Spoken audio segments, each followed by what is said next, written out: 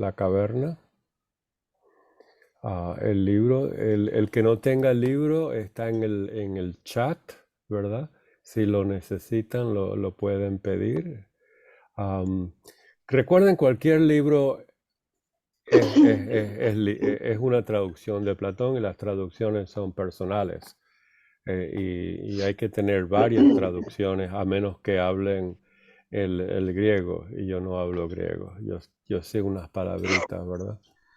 El, la, la, una de las cosas que es importante en el estudio es cuando se pueda ilustrar, que ilustren. Porque ilustrando, por lo menos en mi caso, ¿verdad? Que es el que yo sé, yo grabo las ideas fundamentales de los elementos de la ilustración. ¿De acuerdo? Entonces, si pueden tomar un lápiz y un papel, a medida que describimos esto o en su propio tiempo, ah, y relean, dibujen la caverna y estudienla, y estudien los elementos de la caverna.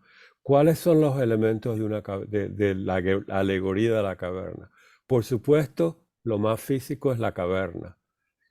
En la boca de la caverna, el ascenso de la caverna, la boca de la caverna, eh, la, la el landscape, el terreno fuera de la caverna, que va a ser complicado pero muy interesante, y el sol, la luna, el día y la noche, el sol y la luna, sobre todo el sol.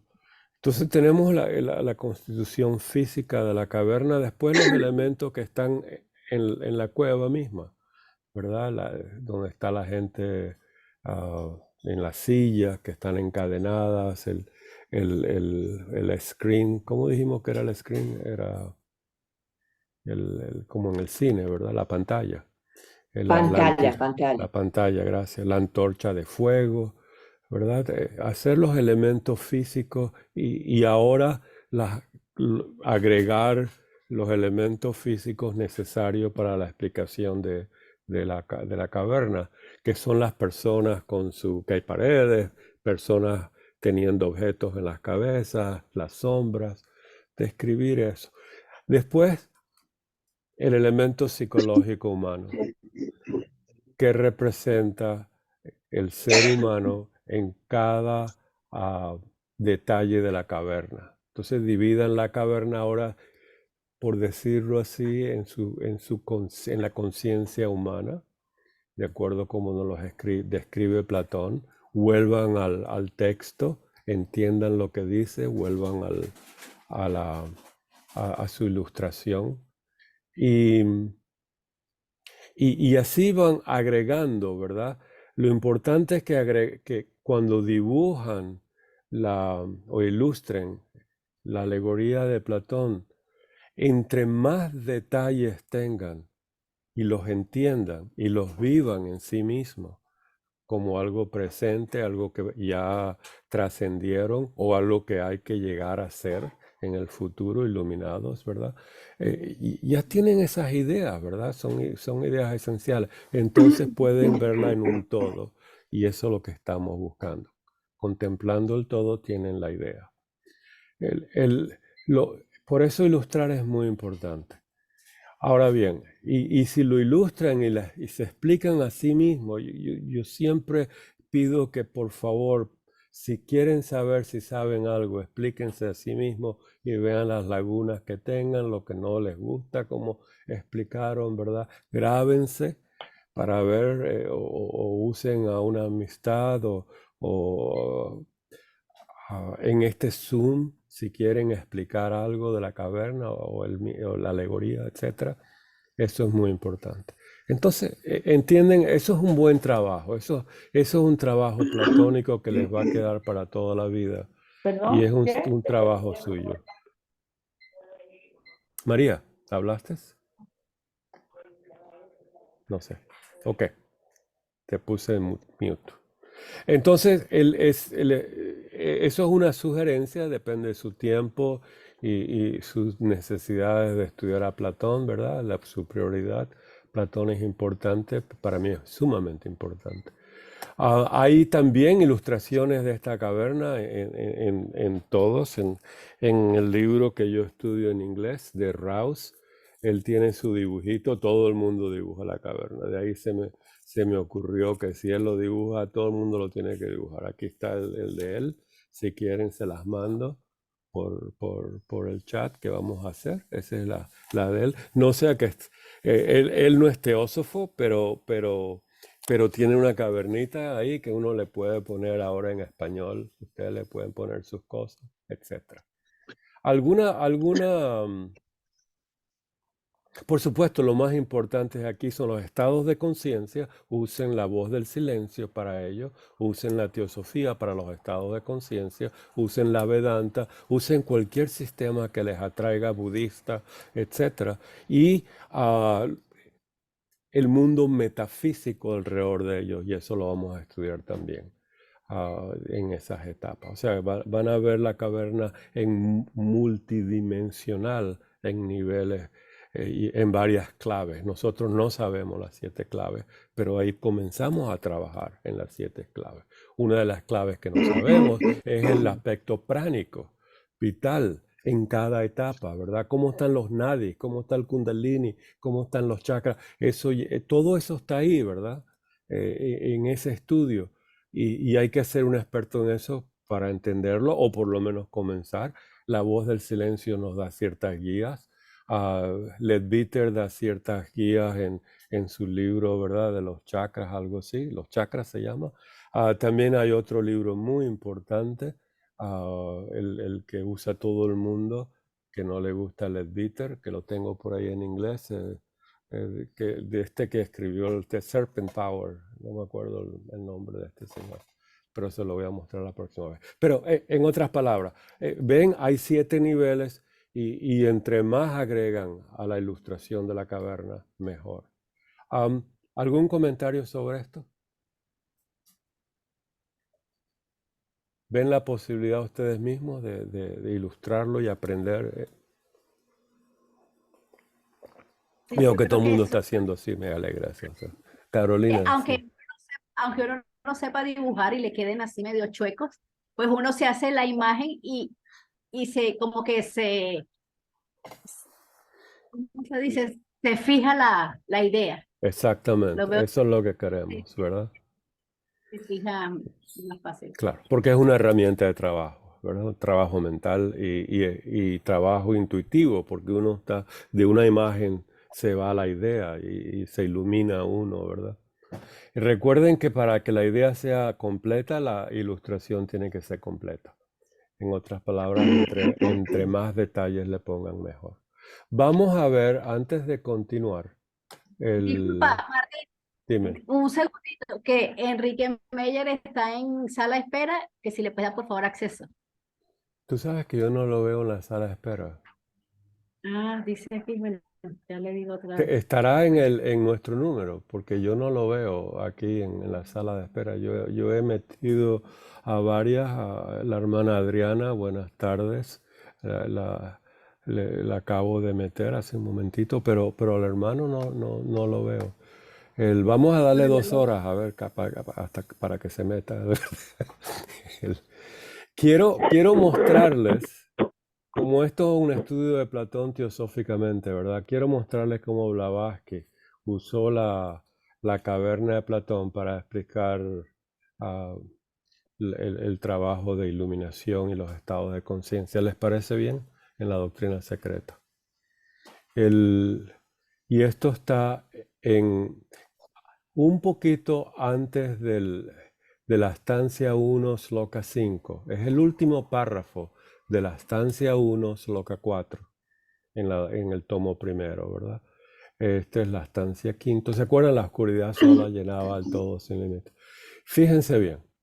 En el último párrafo de su explicación de la estancia 1, sloka 4 o versículo 4, ella nos dice lo siguiente. Maya o ilusión. ¿Cómo traducimos Maya en la caverna? Todo eso es Maya. ¿Les parece? Todo lo que estamos viviendo en la caverna es Maya. Detrás de eso hay una realidad, por supuesto. Es un elemento que entra en todos los seres finitos, dado que todas las cosas que existen poseen tan solo una realidad relativa. Ahí está Enrique, le acabo de dar la entrada. Entonces sigo. Dado que todas las cosas que existen poseen tan solo una realidad relativa y no absoluta, puesto que la apariencia, una palabra muy importante, que el número oculto, otra idea extraordinaria, asume para cualquier observador depende de su poder de cognición, del estado de mental, del estado de iluminación de la persona. ¿Entienden esta línea? Maya es un elemento que entra en todos los seres finitos.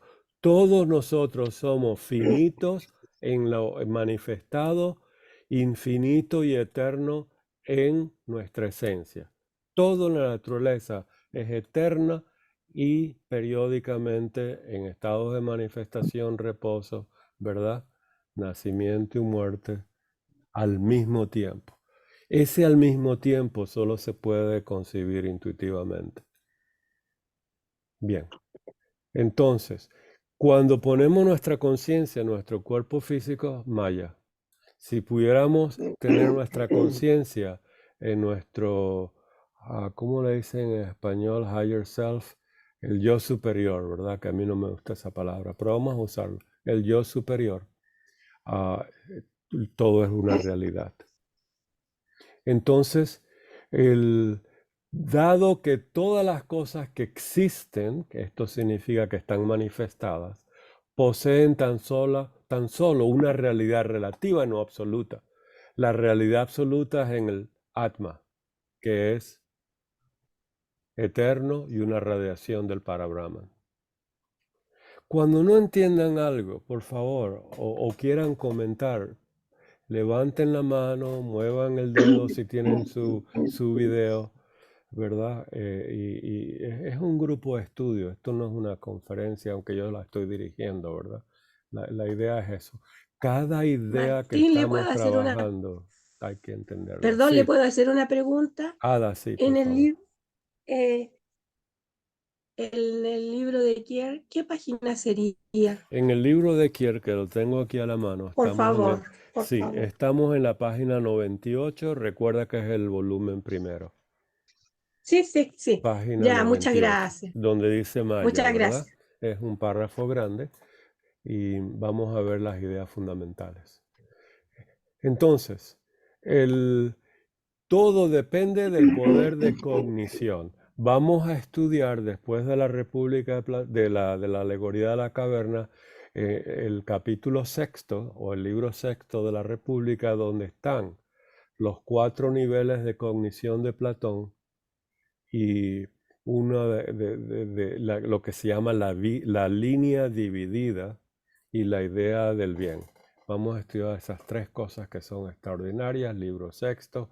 Entre más lo lean, más lo adelanten, más estudien a Platón, mejor, ¿verdad? Porque entienden y pueden hacer preguntas y comentarios, ¿verdad? Entonces comienza, una pintura para la vista no educada del salvaje, la primera vez que la ve, es una confusión incomprensible de líneas y de manchas de color, mientras que la vista habituada descubre enseguida en ella una cara o un paisaje. Esto es muy cierto cuando uno ve a Kandinsky, es cierto, puras líneas y círculos, y detrás de eso hay una metafísica extraordinaria. Pero esto nos está dando una idea aquí. Hay que estudiar las cosas. Nada es permanente más que la existencia una, absoluta, oculta, que contiene en sí misma los números de todas las cosas. Platón llama a los números las ideas. ¿Qué propiedad tienen las ideas? Iluminantes, son brillantes. Eso lo vamos a ver también. ¿Qué da la brillantez? ¿Qué da la luz? Eso es Fohat.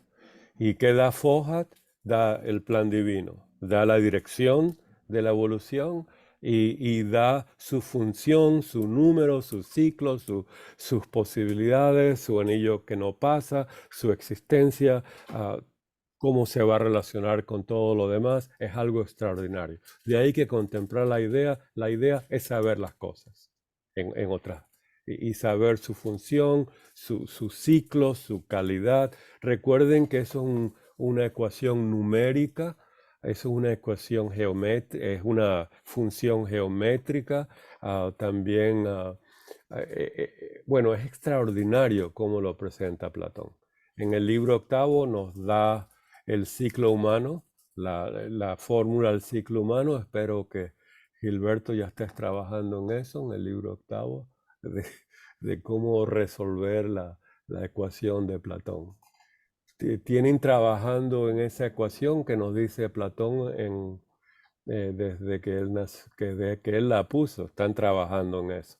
Y yo creo que solamente Plotino la vio, Proclo la vio y muy pocos la han resuelto. Yo estoy por ahí como en el 5%. Hay que tener un gran poder de cognición para ello. Sí. Seguimos adelante. Entonces entendemos la existencia única, primera proposición fundamental de la doctrina secreta. Hay un principio eterno, absoluto, oculto, ¿verdad? Que contiene en sí misma que todas las ideas de todas las realidades. Recuerden esta línea que siempre la digo en mis conferencias. Si ustedes fueran Zeus, el Logos, el Demiurgo, el gran arquitecto del universo, con lo que saben ahora, ¿qué ideas en su mente tienen, en su alma, para construir este universo?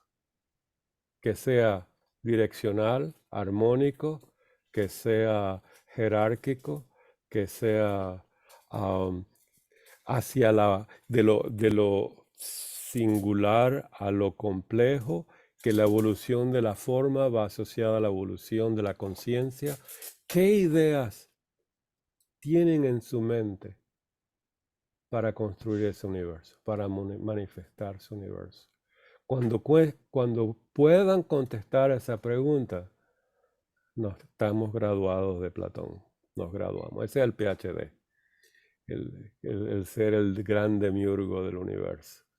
¿Ven lo que estamos estudiando? Estas ideas son preexistentes. En la doctrina secreta nos dice que está en el Mahat, estas ideas. ¿Se acuerdan cómo la doctrina las describe? Fohat. Los Dian Chohan, contemplando estas ideas, Fohat aparece y se establece el universo. Las ideas son pasivas, un elemento femenino pasivo. Los Dian Chohan, elemento masculino positivo, por decirlo así, ¿verdad? El más y el menos. Y cuando se manifiesta en el universo, en la etapa del tercer logos, los 7 primordiales, nos dice la doctrina en el proemio, contemplando estas ideas, es esa unión de la mente divina de los primeros Dian Chohan, la ideación cósmica, con las ideas que están esperando ahí, ¿verdad? Por todo el Paralaya, en esa pasividad, en ese reposo de activarse. Eso es Fohat. Gilberto. Sí, ahora que nombra Fohat, yo he estudiado bastante a Fohat, pero siempre con paralelismo, es decir, es un avance horizontal. No sé si me explico. Sí. No he logrado un avance vertical, Claro. de llegar hasta la profundidad, de ver exactamente qué es Fohat. Y al final, cuando siempre lo oigo nombrar en reuniones, Fohat se nombra así como finalmente como los cristianos nombran a Dios. Claro. Bueno, eso pertenece a los misterios, es Dios, es la mano de Dios que hace todo. Nosotros también como que nos conformamos con que Foja es quien nos da la energía, por ejemplo. Foja No, es no, quien mueve no, todo. no. Pero yo he tratado de investigar Ok. profundamente y no he Ujú. llegado a ningún lado. Entonces vamos Siempre a me muevo verlo, lateralmente. claro, vamos a verlo verticalmente, como lo presenta Ok. Platón en el Timeo, que lo podemos ver también, y lo presenta la doctrina y lo presenta la Vedanta con los Tanmatras, ¿verdad? Que son las ideas. Tenemos en el momento que el universo comienza a manifestarse, estamos en el nivel más superior de todo el cosmos. Ese es el primer momento. ¿Estamos de acuerdo? Ese es el uno, primer logos. Aparece el punto en el círculo. Emerge de un círculo que estaba en reposo. ¿Estamos de acuerdo? El primer momento del universo es que el primer logos emerge. Tiene que Ese ser logo. manifestado. Sí, la cuestión es cómo emerge ese logo. Todavía eso es un No, eso misterio, llega al ¿no? momento que le toca. Ese es el gran misterio, pero sabemos que si el universo es cíclico, periódico, en turnos, ¿te acuerdas la palabra en turnos? ¿Verdad? Por turno. Estamos hablando porque la pregunta del por qué del universo es periódico es diferente. Pero cuando llega el momento del Manvantara, lo que nos dice el esoterismo del universo, de todas las cosas, que el primer momento, el primer logos, emerge de su estado de reposo con el universo y ya es visible invisiblemente. Ya se puede concebir que hay un punto, una raíz, un germen de todo. ¿Lo concibes? Sin embargo, no hay nadie para concebirlo. En ese momento nada, todo está en reposo, con la excepción que si podemos tomarle una foto a ese universo, cuando comienza hay el punto en el círculo. Por eso es la segunda ilustración de la doctrina secreta, no la primera. Porque la primera ilustración de la doctrina secreta es el universo en su eternidad. No hay punto, no hay nada. Pero el punto está ahí, porque nadie crea el punto, no hay un Dios extracósmico que diga, hágase el punto. No, no, no, emerge. Emerge significa, ahora lo podemos concebir. Nosotros, con el ojo de la intuición, lo llaman el ojo del Dagma, del Tú te iniciado. imaginas que emerge como un pop-up en un Me despliegue. encanta eso, como un pop-up, vamos a ponerla como un popcorn. Como, ¿verdad? ¡Pah! Emerge. La palabra que ella usa es emerge. Ella usa varias palabras, pero la única que me acuerdo ahorita es emerge de su estado de reposo. Y ahora el punto se ve. Se ve en retrospecto, ¿verdad? Lo podemos ver. Es el Cuando segundo vemos logo. Dime. Ese es el logo no manifestado todavía. Exactamente, ¿verdad? Ahora, en retrospecto, si tú quieres ilustrar o si queremos ilustrar el universo eterno, es imposible. Pero ella dice que en un disco blanco representa el momento anterior a que aparezca el punto en el centro. ¿Está bien? Y eso nos da un simbolismo de algo concreto que represente algo abstracto. Si queremos representar algo más allá para que no haya confusión con la idea de lo absoluto, que no sea un objeto o que no sea un Dios, ese disco tiene que ser oscuro en un fondo oscuro. No hay nada. Ein en hebreo, nada.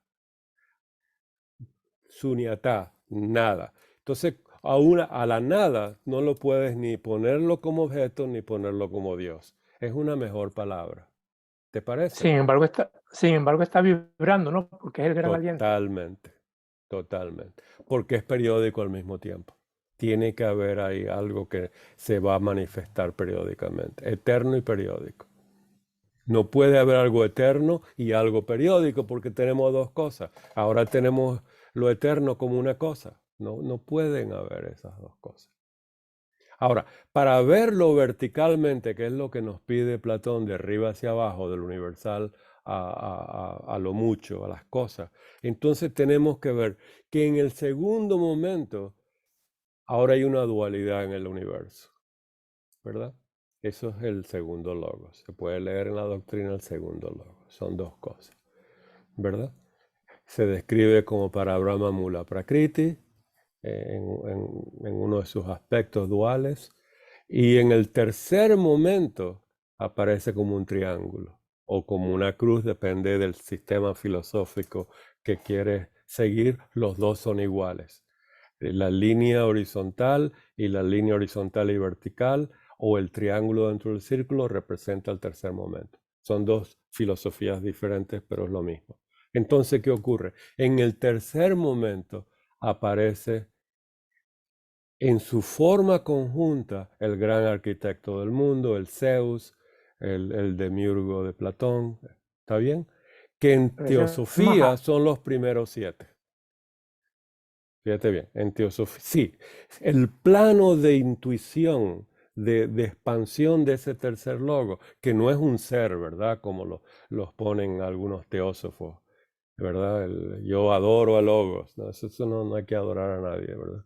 Que el logo no tiene una mónada, que si es alguien tiene que tener mónada. Entonces, ese tercer momento en la teosofía dice que ese uno son 7. Son 7 primogénitos. No, primerizos, primordial. ¿Cómo se dice primordial? Bueno, Primordial. primordiales, gracias, hermano. Esos 7 primordiales, al momento que ellos emergen de su estado de absorción en el uno, en Mahat, ¿qué es lo que ocurre? Esto es automático. Si uno los quiere poner como mitología, como todas las mitologías lo han hecho, estos 7 personajes contemplan las ideas, ¿verdad? Y establecen el universo porque contemplar las ideas, lo positivo y lo negativo, crean el Fohat, la luz del universo, la luz del mundo, la luz del alma del universo. Eso es Fohat. Ahora viene el mundo vertical. El mundo vertical es la manifestación. Blavatsky, la primera imagen que nos quiere dar de ello es unión, pero vertical como puente. ¿Te acuerdas? Es el puente que une el sujeto con el objeto, el cielo con la tierra. Depende del vocabulario de uno. Platón dice las ideas las vitaliza y en los planos de la naturaleza aparecen las cosas. El universo físico. Esa es la verticalidad del Fohat.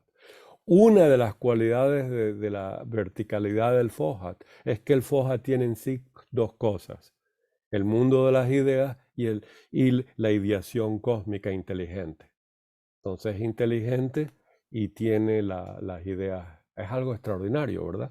Entonces, que ella nutre, la luz de Fohat nutre a la materia Prakriti, que ya es atómica, que ya está viva, y a cada una le toca lo que le va a tocar en este nuevo Manvantara. Esta es la parte vertical. No hay que conformarse con algo, sino hay que verlo. Lo que ocurre arriba, ¿verdad? En el plano de la ideación cósmica y de la sustancia divina, con las ideas y con el Fohat, y el puente. Una vez que ves el puente, ves la verticalidad porque tiene 7 planos, tiene las cadenas planetarias, tienes todas las cosas y todos los seres, ¿verdad? Y etcétera, etcétera. Esa es la verticalidad y la horizontalidad. Emilce, a ver. Una pregunta, pero bueno, capaz que no es muy lúcida. ¿Somos septenarios dependiendo de los 7 primordiales? Porque ellos son 7, nosotros somos septenarios, no tiene nada que ver. Todo tiene que ver porque todo es 7, ¿verdad? O sea, son 7 primordiales porque hay 7 planos de naturaleza, porque hay 7 fuerzas, porque hay 7, ¿verdad? Ah, Si uno le sí, da ya lo a... entendí. Si uno dice que somos 7 por esos 7, lo estamos poniendo como dioses griegos o dioses egipcios, ¿verdad? Ahí en el cielito mirándonos a nosotros. Esto es interdependiente, ¿verdad? Como dicen los budistas. Todo depende de todo esto, ¿verdad? Todo esto es una no casualidad, causalidad septenaria teosóficamente, ¿verdad? ¿Está bien? Más o menos. Entonces, con esa idea vamos a seguir, ¿verdad? Aquí no podemos aclarar todo esto porque yo inclusive llega un momento y digo, bueno, todavía esto no lo he contemplado bien, ¿verdad? Entonces, recuerden la existencia 1, la primera proposición fundamental.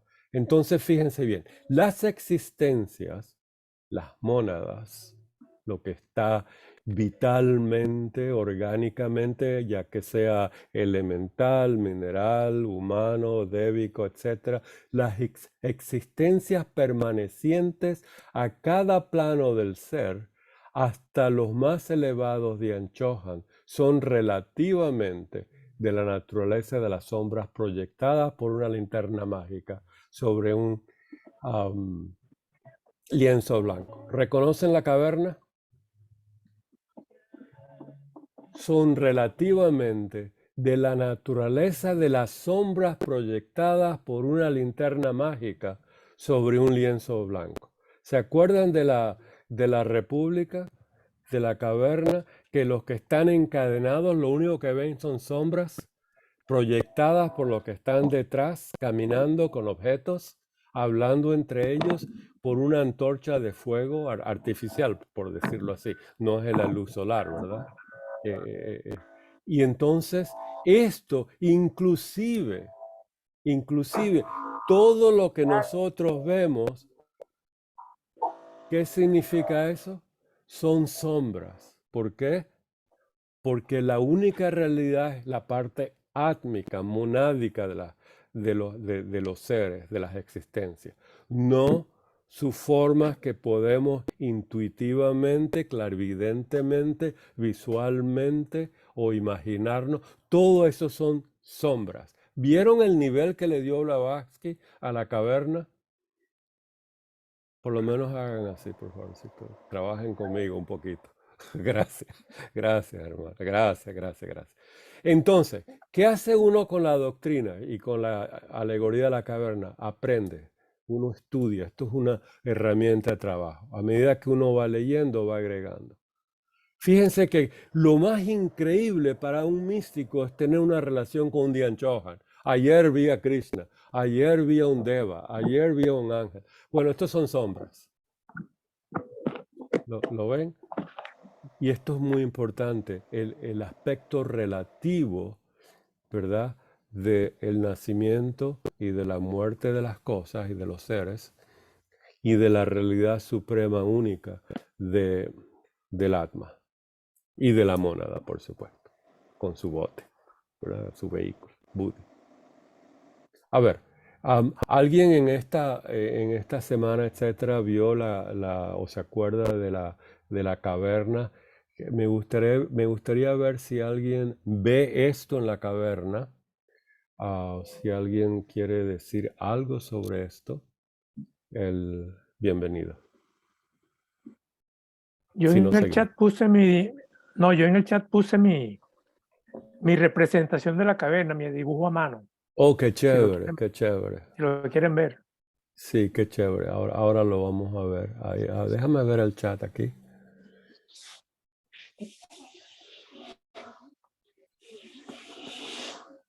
No lo veo en el chat.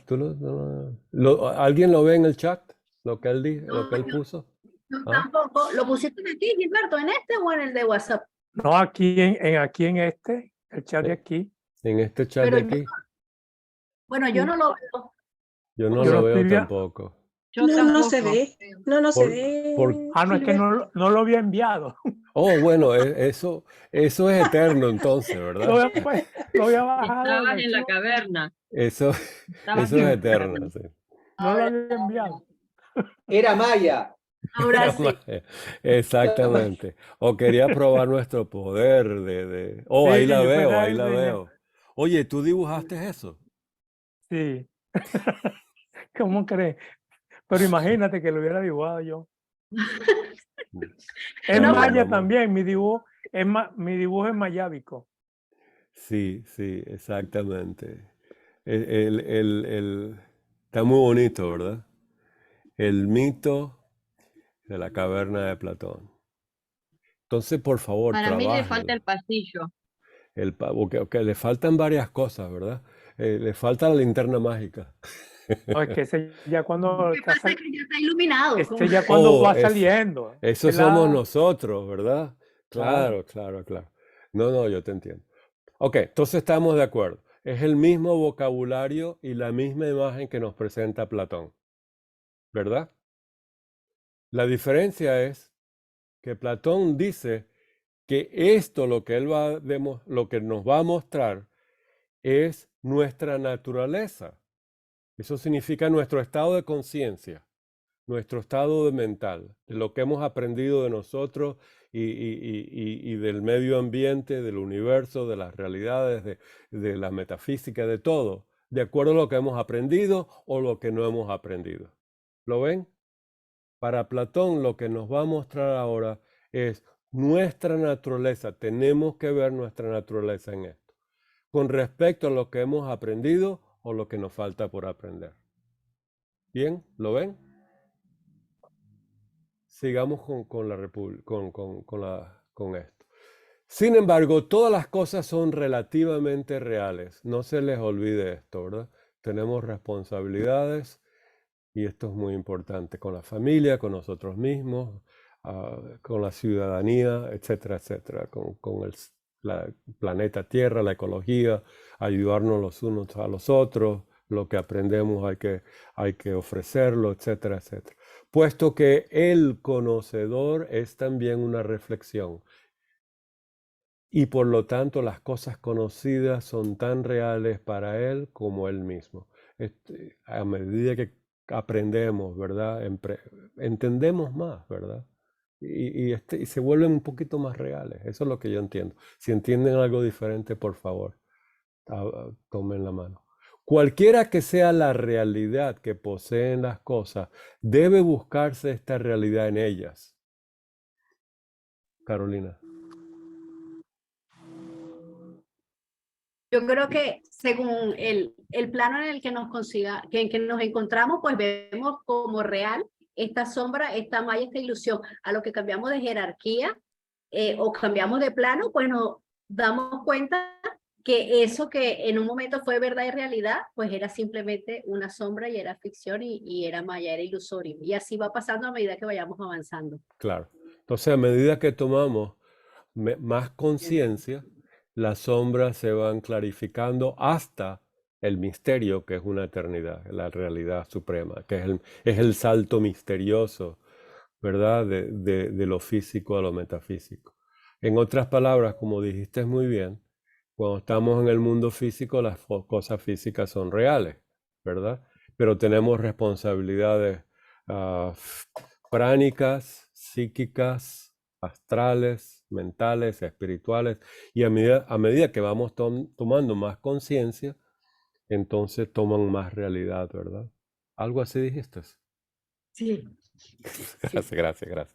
Creo que lo expliqué malísimo. Gracias por tu explicación. Entonces, cualquiera que sea la realidad de las cosas, para nosotros, miren, entonces, todas las cosas son reales y son periódicas, ¿verdad? Tenemos que buscar esas realidades en ellas, o yo diría lo eterno, ¿verdad? O entender lo que es, ¿verdad? Antes o después que hayan pasado a manera de un relámpago a través del mundo material. Para nosotros no podemos conocer una existencia semejante directamente, directamente teniendo una unión, un samadhi con ella, ¿verdad? Un yoga con ella. Mientras solo poseamos instrumentos sensitivos, yo diría que esto está traducido más o menos, o sea, con los 5 sentidos, ¿verdad? Que conduzcan solo la existencia material al cuerpo de nuestra conciencia. Tenemos que tener sentidos más metafísicos. Esa es la voz del silencio, lo vamos a estudiar también, ¿verdad? Esos sentidos, esos 7 sentidos. En cualquier plano, fíjense bien, en cualquier plano que nuestra conciencia puede encontrarse actuando, ¿verdad? Que es donde Carolina va y todos tenemos que ir y todos estamos yendo. Tanto nosotros mismos como las cosas pertenecientes a aquel plano son en aquel entonces nuestras únicas realidades. Y eso lo vamos mejorando. Emilce. Levantaste la mano, Emilce. Sí, una pregunta. O sea que en realidad lo que tenemos que dejar, primero que nada, las emociones, porque si no, las emociones nos guían y nos hacen equivocar. Porque mientras solo poseamos instrumentos sensitivos, nos van a conducir a una realidad que en realidad no es. Ok, vamos Porque a usar un vocabulario. A mí me gusta usar un vocabulario de la voz del silencio y Vedanta, etc. Lo que ellos dicen es lo que la voz del silencio nos dice, que en la primera instrucción que da, página primera, recuerden, la idea de la concentración o dharana es que tengamos una abstracción de los 5 sentidos. No nos dice que no tengamos emociones, ¿verdad? Sentimientos, etcétera. Nos dice que cuidado con esos 5 sentidos. Aquí nos está diciendo lo mismo, si lo entiendo bien, ¿verdad? Y ayúdeme, por favor. Y, José, sí. ¿Dónde estás? Ahí te veo. Sí, a mí me surge, ¿no? Esto de que Ujú. mientras solo poseamos instrumentos sensitivos que conduzcan solo la existencia material, es el control de los ñaña indriyas, a través del pratyahara, que es el paso anterior al dharana. Perfecto. Entonces, para el dharana, el pratyahara debe ya estar practicado. ¿Superado es una buena palabra? Quizás no superado, pero adiestrado, ¿verdad? Como un caballo salvaje, ¿verdad? Hoy vamos a oler los tacos, pero mañana ya no hay y ya podemos concentrarnos porque podemos abstraernos del tofu frito, ¿verdad? De los burritos. Aquí en Los Ángeles todo es comida mexicana, ¿verdad? Entonces, en el sentido de que si queremos meditar podemos abstraernos. Eso es lo que quiere decir, José, que no es quitarnos los 5 sentidos, es No, es el control, la control, abstracción de esos 5 sentidos para elevar la conciencia y poder llegar a esas nuevas concentración, realidades. contemplación y samadhi. Gracias, gracias. Y estamos estamos de acuerdo que no hablan de emociones o de... ese es un tema que pertenece a eso, pero no en este momento. Emilce, eso hay que estudiar sí, gracias. todos los Gracias, niveles de gracias. eso. ¿Te parece? Ok. Entonces seguimos. Pero a medida que nos vamos elevando en la escala del desenvolvimiento, miren bien, cuando yo leo en un texto, nos vamos elevando, inmediatamente ascendiendo de la caverna, es lo que me viene a la mente. ¿Les parece?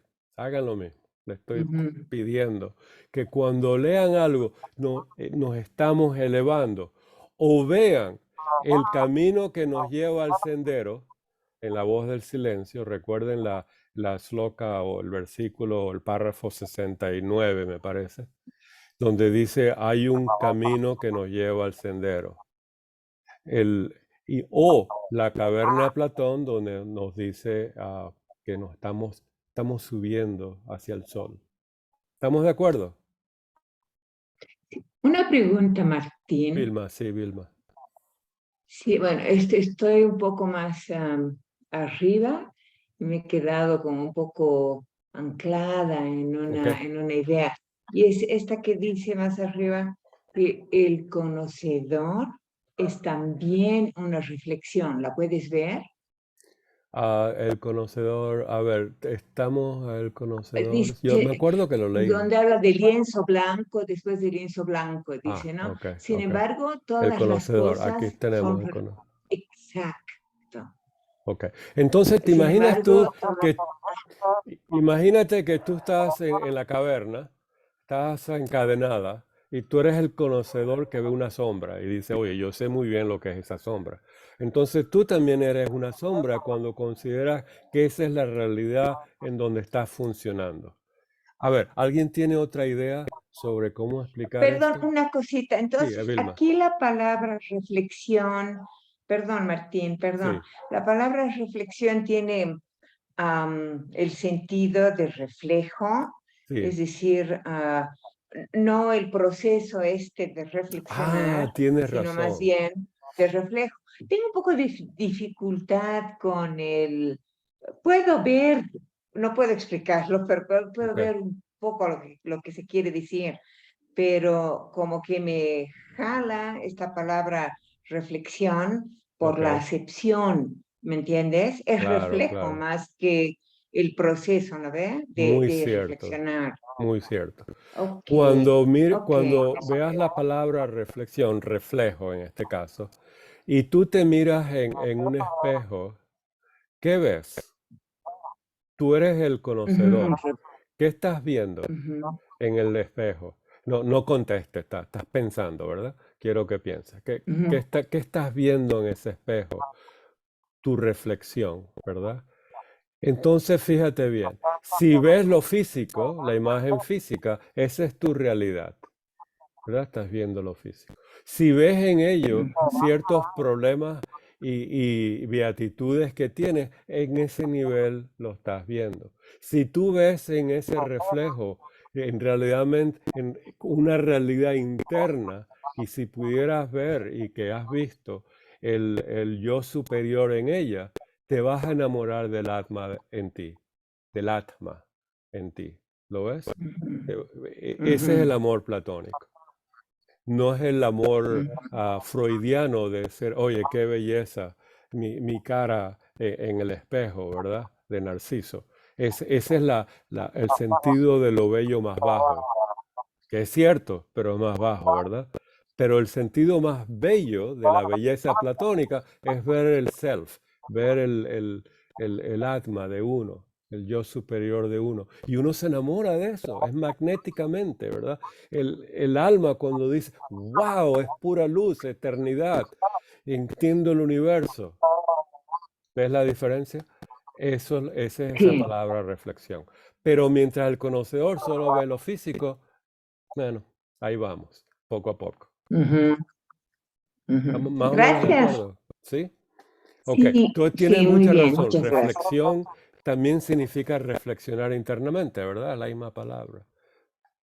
Mm. Ok, ya veo. Sí, sí, sí, sí. Yo como se me olvidó el español, no tengo ese problema. Entonces, casi, casi. Ok, seguimos. Entonces recuerden, vamos a usar conexiones, pero a medida que nos vamos elevando, ¿qué estamos haciendo? Estamos saliendo de la caverna. ¿En qué etapa estamos cuando estábamos viendo como nos dice eso, un lienzo blanco? Esta línea aquí, estamos encadenados. ¿Lo ven? Ahí estamos encadenados. Amarillito. Ahí estamos encadenados. Aquí estamos saliendo. ¿Lo vemos? ¿Lo ven? Entonces, ¿qué es? ¿Qué es lo que estamos observando en esta línea, en este párrafo y en la caverna? Una escala de desenvolvimiento que depende de la educación interna que hemos tenido. ¿De acuerdo? Platón, volvemos a Platón. Recuerden que hace muchos años, en la época de Taimni, él usó la palabra en inglés self-culture, la autoeducación, autocultura, adquirir cultura, ¿verdad? Es una palabra que no se usa mucho en estos días, quizás se usa, pero la decidieron traducir, reproducir el libro como la autorrealización, ¿verdad? Pero lo que él quiere dar es lo Platón, que entendamos que tenemos que educarnos a nosotros mismos, adquirir esa cultura metafísica. ¿Estamos de acuerdo? Todos conocen ese libro, ¿verdad? La autorrealización de Tammany es una joya, ¿verdad? Pero lo que me quiero enfocar es en la palabra del título original, self-culture. Self, ¿se acuerdan? Es auto, ¿verdad? Atma, el conocimiento, vidya, el conocimiento supremo de la realidad única. Pero es nosotros que tenemos que estudiarlo, ¿verdad? Que aprenderlo, etc. Entonces estamos de acuerdo. Estamos viendo la caverna de Platón, cómo Blavatsky la usa, ¿la ven? Como una herramienta de estudio. Pero a medida que nos vamos elevando en la escala de desenvolvimiento, ascendiendo en la caverna, nos damos cuenta que en las etapas a través de las cuales hemos pasado, hemos confundido las sombras con las realidades, por las realidades. ¿Lo ven? La palabra confundir, que es lo que hemos dicho. Hemos aprendido más y eso es una cualidad y debilidad humana. Cuando nos vemos hacia atrás, oye, qué ignorante era yo. Si yo hubiera sabido antes lo que sé hoy en día, ¿verdad? Bueno, el karma no fue así, así que eso no. El pasado es el pasado. Eso lo vamos a decir en el futuro también. Entonces, nuestro trabajo ahorita, ¿qué vamos a decir en el futuro de cómo estamos nosotros que estamos en las sombras de hoy en día? ¿Lo ven? Este es nuestro trabajo. Adelantarnos al futuro. Eso es lo que el alquimista quería hacer. Ese es el gran trabajo de Great Work, la gran obra, de poder ver la obra final y hacer un retrospecto, una reflexión ahora, ¿verdad? Decir, oye, ahora, ahí, que estoy ahora mismo, ¿qué es la diferencia entre mi oro y mi hierro fundido y oxidado? ¿Lo ven? Sí, en el pasado es muy fácil criticarnos, eso es lindo porque sabemos tanto, ¿verdad? Ya tuvimos la experiencia. Pero Platón nos dice, sabiendo estas realidades, mírate ahora. Y esto es lo que nos da la caverna. O algo similar, ¿verdad? Están los bueyes de los budistas, de los zen budistas. ¿Cómo se dicen los 12, los 10 bueyes, los ox, herring pictures? Es algo extraordinario, ¿verdad? O sea, recuerden, herramientas. Entonces, fíjense, hemos confundido las sombras por realidades y que el progreso del yo, aquí estamos hablando de hacia el yo, ¿verdad? Hacia lo alto, entonces este yo sería el yo, solamente la Y mayúscula, que es el manas, ¿verdad? ¿Se acuerdan la voz del silencio? El yo todo en minúscula, el yo con la Y mayúscula y el yo con las dos letras mayúsculas. En inglés es self, todo en minúscula, self, capitalizado la S, y self, todo capitalizado, las tres etapas. ¿Se acuerdan en la voz? Ok. Hacia lo alto, ¿qué es ese alto? El yo todo en mayúscula. Eso es el Atma. Consiste en una serie de despertamientos, mucha gente lo llama iniciaciones, y intuiciones que ya son permanentes, visiones de las esencias, de las ideas que iluminan y nos mantienen en ese estado de conciencia. ¿Lo ven? Representada en la caverna de Platón, llevando consigo a cada avance la idea de que en aquel momento al menos hemos alcanzado la realidad, pero únicamente cuando hayamos logrado la conciencia absoluta otorgada por el Atma, Atma Buddhi, ¿verdad? Y compenetrado con ella nuestra propia, esto es unión, esto es yoga, samadhi, absorción en ella, nos encontraremos libres de las ilusiones producidas por Maya. Esto es lo que estamos estudiando en la caverna. A esto vamos a llegar. ¿Qué les parece el recorrido? ¿Vale la pena un par de horas? Cada tanto, su estudio, Por ¿verdad? supuesto. Poquito a poquito. ¿No está esto en todos los libros? Este ascenso. ¿Y qué hacemos nosotros? Vemos para atrás y decimos, oye, hemos mejorado muchísimo, pero no nos damos cuenta que estamos viendo sombras y estamos todavía en la sombra. ¿Estamos de acuerdo? Esto es muy importante, verse uno mismo en esa realidad, ¿verdad? Entonces, nuestro trabajo en la caverna, lo que estamos haciendo es ver esas etapas de desenvolvimiento en una alegoría, en una caverna física. Que eso es lo interesante. Recuerden que como nos dice la Biblia, por las maravillas, yo no me acuerdo de la línea, pero por las maravillas de la naturaleza puedes ver la magnificencia de la deidad. Recuerda que está escrito en griego, teos deidad, ¿verdad? Uno lo traduce aquí como Dios, pero es la deidad teosófica, mística, una realidad eterna. ¿Lo ven? Esa es la analogía. Lo físico analógico a lo metafísico, ¿verdad? Como es arriba es abajo, están todas las cosas. Ves un árbol, ves la caverna de Platón. No es cierto. como si estudiamos a un árbol, estudiamos la caverna de Platón. Seguimos entonces con la caverna. Espero que esta digresión hacia la doctrina fue importante porque todo es una nota de pie de Platón, como nos dijo un filósofo que no me acuerdo el nombre, ¿verdad? Toda la filosofía y la metafísica es una nota de pie de Platón. Ahora, esto es el mundo occidental. En el mundo oriental, por supuesto, tenemos a Sankaracharya, tenemos al Sakyamuni, tenemos a Lao Tzu, tenemos grandes filósofos que en ellos también son una pie de nota de Sankara.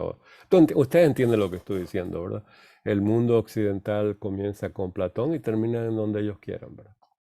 Entonces, por favor, tengan en su mente las palabras que describen cada detalle de la caverna, para que cuando la vean la asocien con la imagen y suban, inmediatamente suban. Glaucón, entonces, recuerden que esta es una conversación entre Sócrates y Glaucón. Alrededor de ellos hay una serie de personas en la casa de Céfalos, que Céfalos lo invitó a esta conversación, ¿verdad? Este es en el inicio de la República. Y entonces Sócrates accedió. Y ahora lo importante es lo siguiente.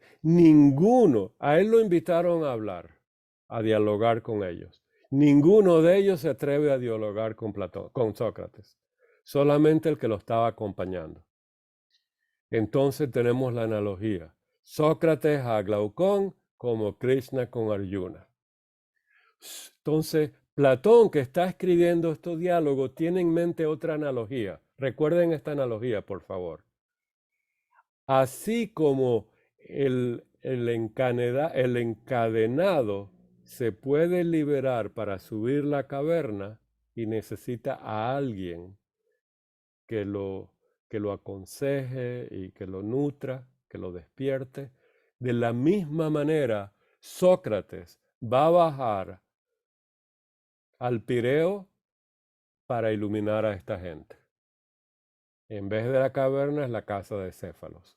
Aquí está la gran alegoría, ¿verdad? Y por qué Platón está describiendo a Sócrates como un maestro iniciador. ¿Lo ven? Y este es el libro de estudio para iniciarse, para entender estas cosas. Entonces dice Glaucón, extraña comparación haces y extraños esos prisioneros. Hay una separación, ¿verdad? El estado mental de Glaucón es nuestro estado de mental. Hay gente que esto a mí no me gusta. ¿Por qué? No le gusta a uno verse encadenado. Ya la mente inferior tomó una posición interna que uno inconsciente dice, esto no es para mí. No lo quiero ni ver. O es extraño, vamos a verlo mejor. ¿Entienden?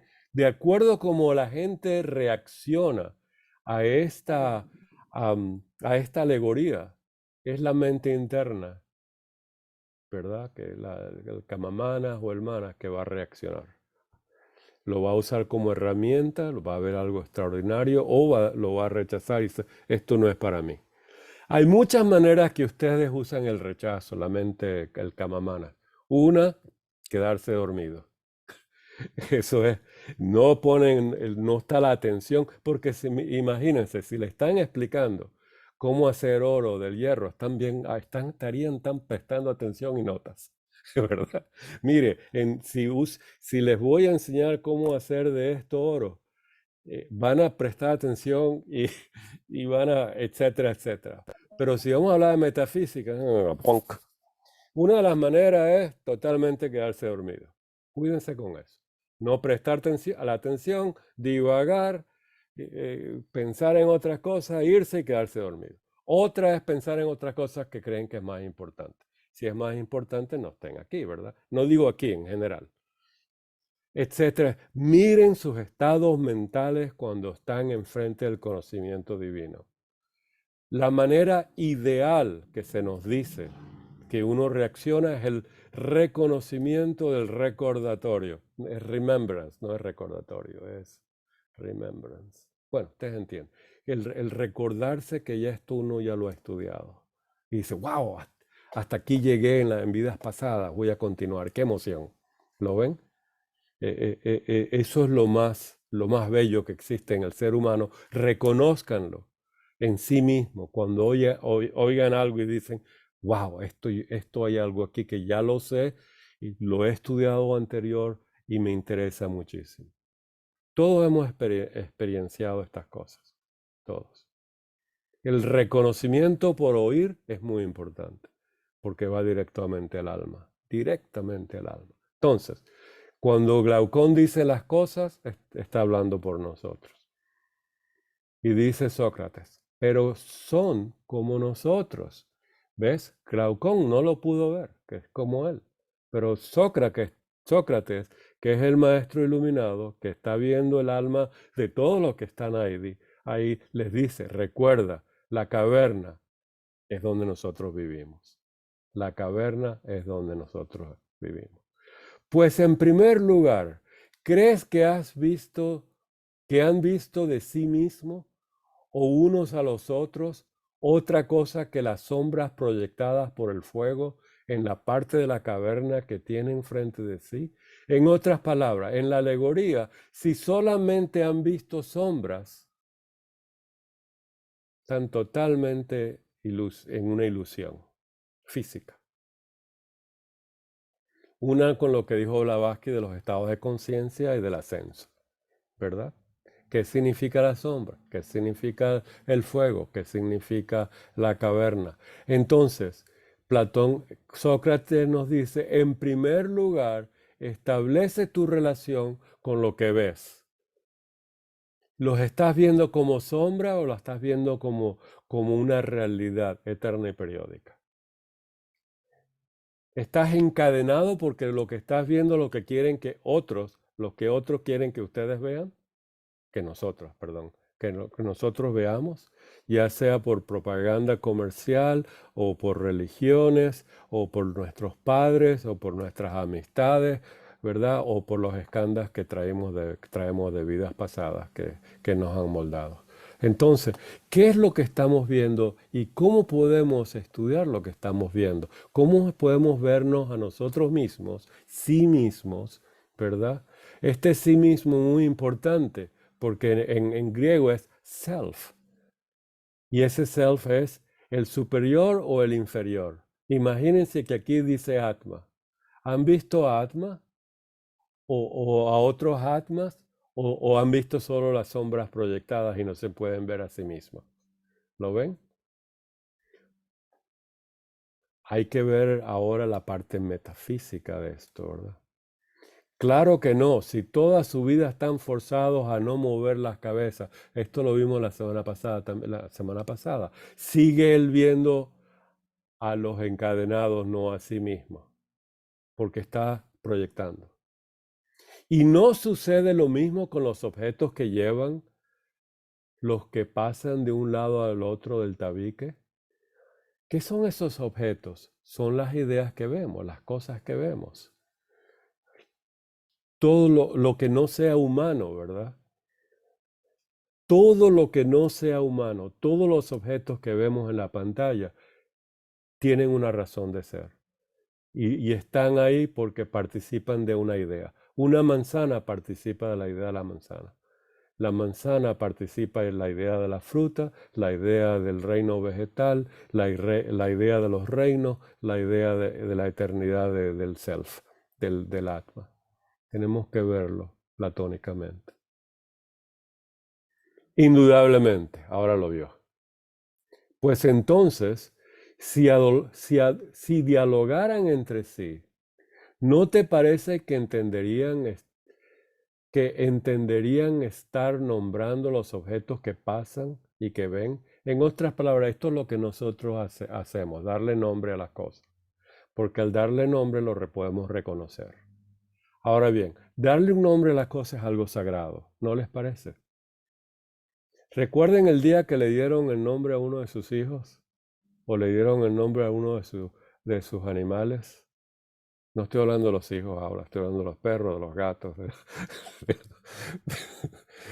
Cuando ustedes nombran a algo, es muy importante. ¿No se han dado cuenta que se sienten algo mal y van al doctor y el doctor dice, lo que tienes es esto? Al nombrar la enfermedad ya hay un relief, sabe lo que hay sabiduría detrás del nombre. ¿No les parece? Nombrar algo es muy importante. Esto se llama logos. ¿Qué hace logos? Decir las cosas. Hágase la luz. ¿Te imagínate hacer la luz? Hágase la luz. Qué lindo es la palabra luz. ¿No les parece?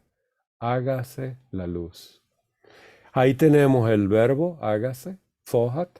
Todos los verbos son foháticos por naturaleza, direccionales, ¿verdad? Activos. Y tenemos la luz, que es la idea de la luz. Fohat. Hágase la luz. Nombrar algo. Recuerden, es un mantra. De ahí que cuando uno lee Heródoto dice, yo a los dioses egipcios no los voy a nombrar porque esos nombres son divinos y voy a tener mal karma. Lo que voy a hacer, voy a usar nombres griegos. A esta diosa la voy a llamar Isis, a este dios Osiris, a ese dios, y todos los nombres son griegos. Ninguno usó ningún nombre egipcio, porque son sagrados, son mantras poderosos. Cuando uno dice Martín, ahí suena algo sagrado, ¿verdad? A menos que no me guste mi nombre. Mi mamá me nombró Enrique Martín. Lo siento, Enrique, los Enriques que están aquí. Y a mí no me gustó, entonces me puso Martín Enrique. El Gilberto. Entonces mi cédula está Enrique Martín. Pero mamá también se cansó de que me llamaban por teléfono a la universidad y dice, ¿puedo hablar con Martín? Porque tenía la lista. Con Enrique. Dice, no, está equivocado, aquí no vive Enrique. Fíjese lo sagrado que es Martín. Gilberto, por favor. Sí, no, para que descansen un poquito también. Gracias. Eso que estoy diciendo lo aplicamos nosotros a diario, ¿no? Cuando nosotros tenemos, y por eso que se dice que el logos es el verbo. El verbo. Porque cuando nosotros tenemos una idea, a través de la expresión, objetivamos esa idea, la hacemos presente. Algo que estaba aquí es como un canal. Y a través del verbo, o el logo en este caso del verbo, se expresa. Y es lo mismo que está sucediendo que con cualquier idea que esté, por muy profunda que sea, por muy llana que sea, es el mismo proceso. El logos es ese elemento que transforma la idea en la lanza, la hace patente, la manifiesta.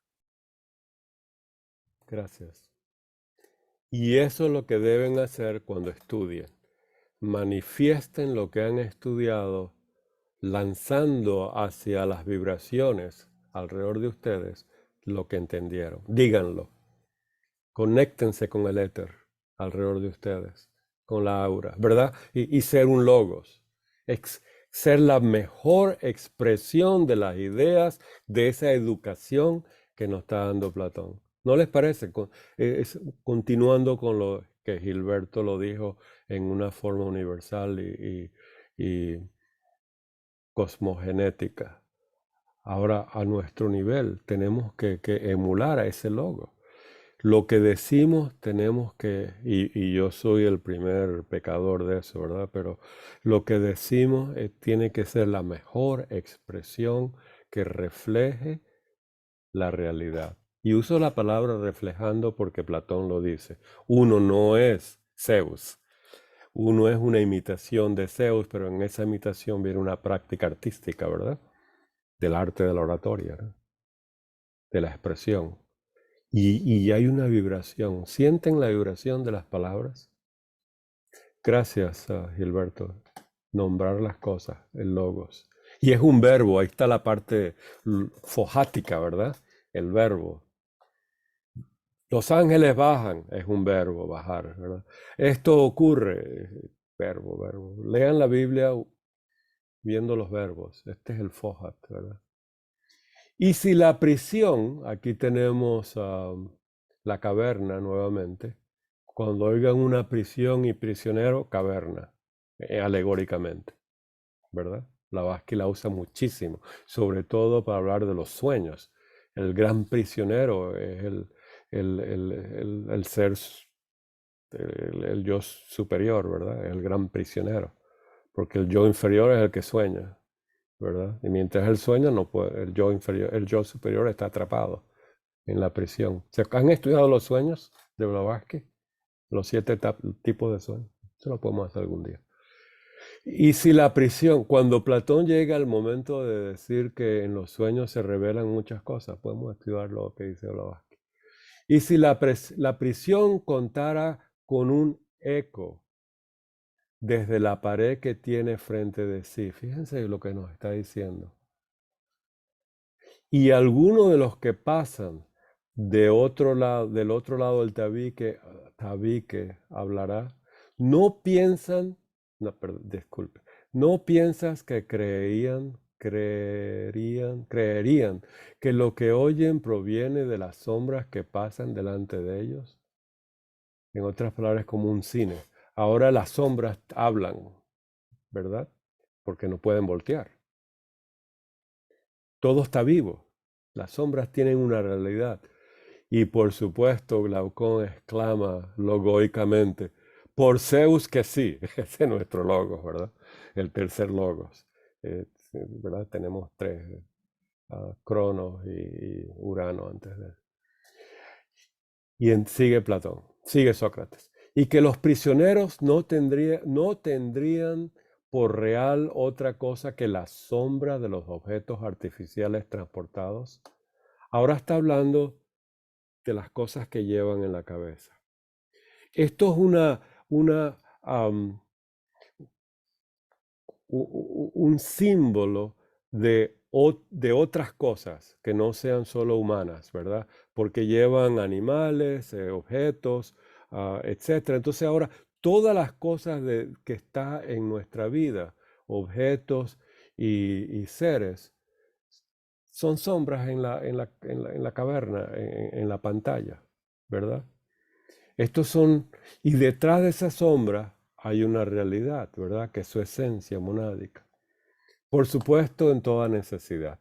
Lo que le quiere decir, sí, es cierto. Cuando yo veo la sombra proyectada por la luz del fuego en la caverna, de estas sombras que llevan objetos, y cuando yo veo que el objeto es una gallina y veo las cosas hablando, yo veo la gallina hablando y seres hablando.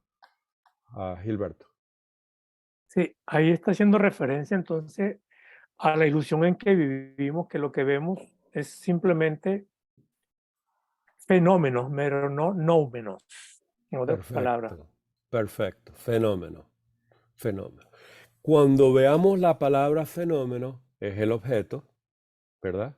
Y tenemos el opuesto, el númeno. El nómeno. Númeno. ¿Qué es la unión entre el númeno y el objeto? Fohat. Recuerden esa página de Doctrina Secreta. Fohat une las ideas con las cosas, manifestando el universo septenario.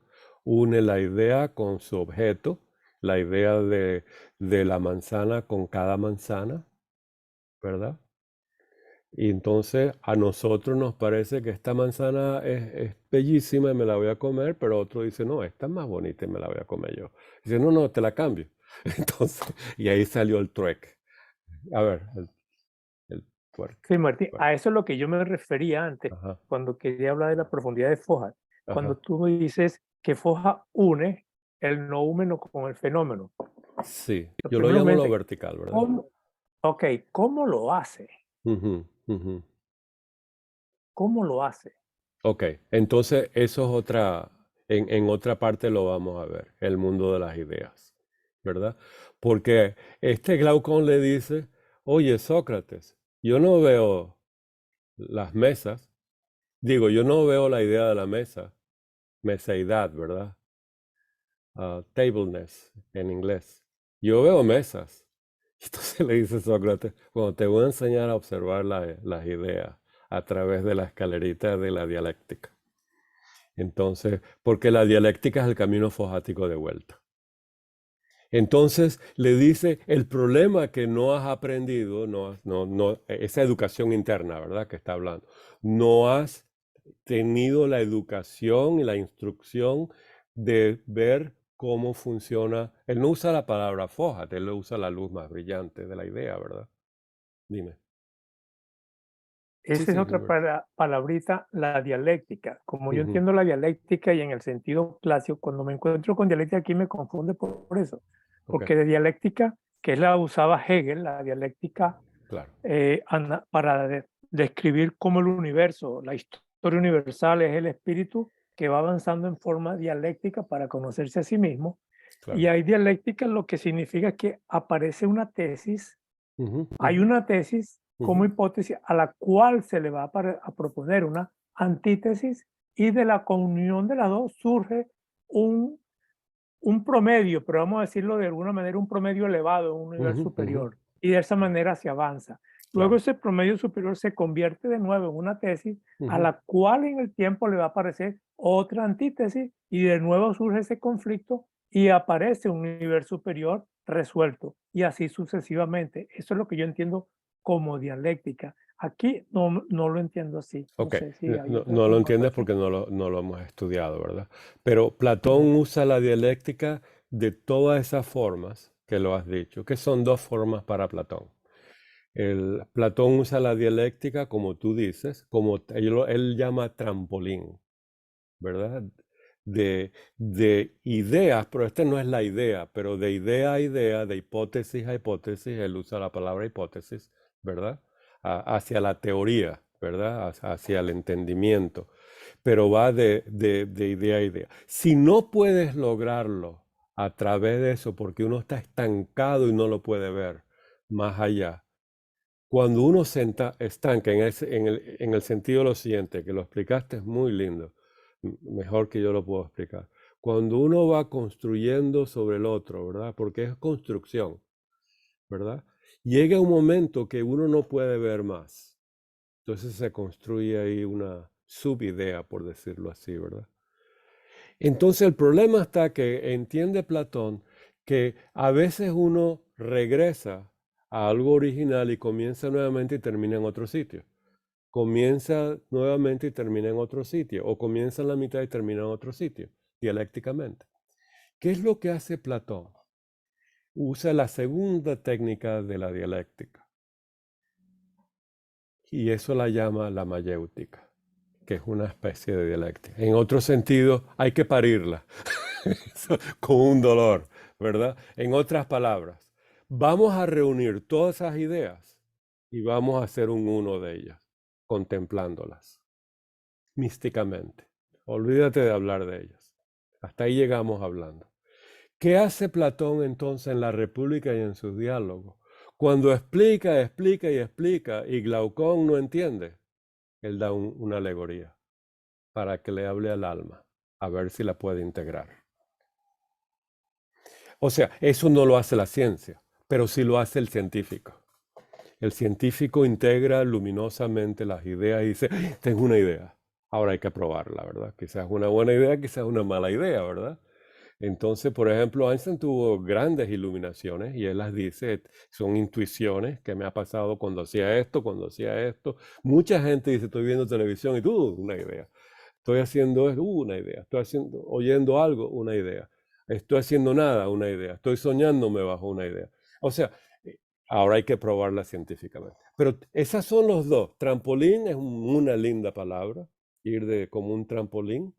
O el, el segundo método, que es místico ahora, y es contemplar todo lo que sabes de ella y hacer el todo uno para ver algo nuevo, que sea iluminado, etc. Por ejemplo, habiendo entendido que uno está en la caverna, habiendo entendido que hay estados de conciencia, habiendo entendido que la realidad, habiendo entendido que estamos en diferentes estados, pero no entiendo qué es la vida, qué tengo que hacer. Posiblemente, la alegoría de la caverna le da algo mejor. Entonces le dicen, pero mira, no terminé, ¿cómo voy a terminar?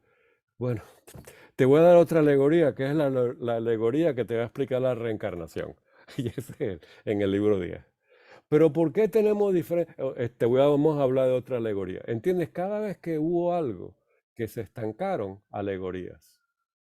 Y esa es la otra manera. No sé, no te expliqué cómo, pero te expliqué la manera de que él trabaja, ¿verdad? Ahora, ¿cómo él trabaja dialécticamente?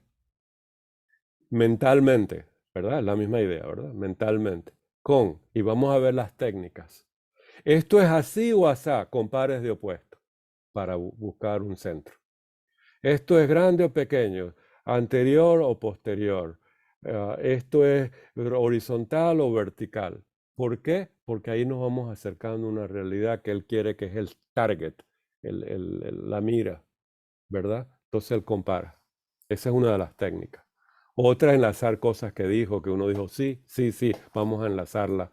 Entonces, la virtud es esto, esto, esto, esto. ¿Te acuerdas? Lo dijimos todo eso. Sí, sí, esa es la virtud. ¿Lo ves? Sí, ok, no necesitamos entonces integrarla de otra manera, ya la entendiste. Etcétera, etcétera. Es algo fabuloso lo que hace Platón en sus diálogos. Lo que no tenemos de Platón son sus libros de texto. Están perdidos. Lo que tenemos es los diálogos. Entonces, hay mucho de Platón que se ha perdido y de los que lo siguieron, pero tenemos a Proclo, Plotino, algo extraordinario. Entonces, a eso es lo que vamos a hacer. Son técnicas que está usando Platón. Una de esas técnicas, entonces, es, habiendo en 6 libros de la República, estos son libros artificiales, es un libro, ¿verdad? Pero habiendo anteriormente a la República, que en el diálogo con esta gente no llegara a nada, o llegara a que entendieran pedacitos, lo va a tratar de integrar en la alegoría de la caverna.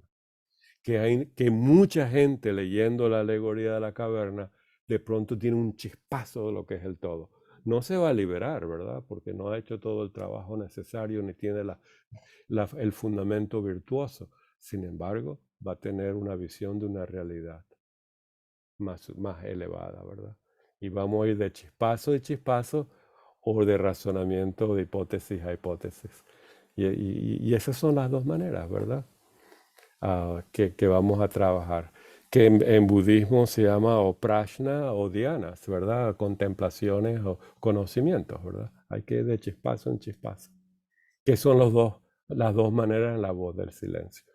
Lo que vamos a hacer con la República de Platón es 2 cosas. Digo, con la alegoría de la caverna, 2 cosas. Una, verla con la voz del silencio en el fragmento primero, cómo se eleva uno de donde está a donde va a ir, para ver cómo la alegoría de Platón ayuda a las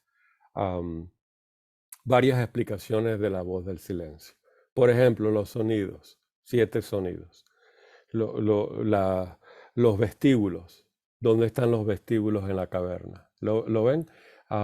Los 8 agnas del yoga, ¿dónde están en la caverna? Como José explicó el Pratyahara, ¿verdad? Control de los sentidos. Vamos a verlo todo, ¿verdad? En dónde estamos para vernos a nosotros mismos. Seguimos. Entonces, dice lo siguiente. Tenemos Julián. ¿Va a entrar? Ok. Examina ahora el caso de una liberación de sus cadenas y de una curación de su ignorancia. ¿Y qué pasaría si naturalmente les ocurriera esto? Aquí va a pasar eso. Fíjense, dice, ¿qué va a pasar si se libera de su cadena y ahora aprende que esto son sombras? ¿Qué pasa? Pero de esta manera. Fíjense que los 2 puntos. Que uno de ellos fuera liberado por alguien que de afuera. Ese es Sócrates que nos está liberando.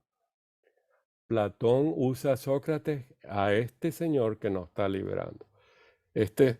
Disculpen, el ciclo de los avataras, que es el ciclo de los grandes maestros.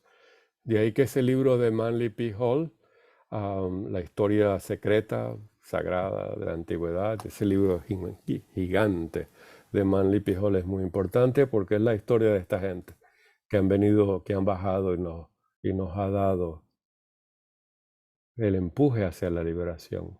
Entonces, no digan que uno se desencadena porque en la alegoría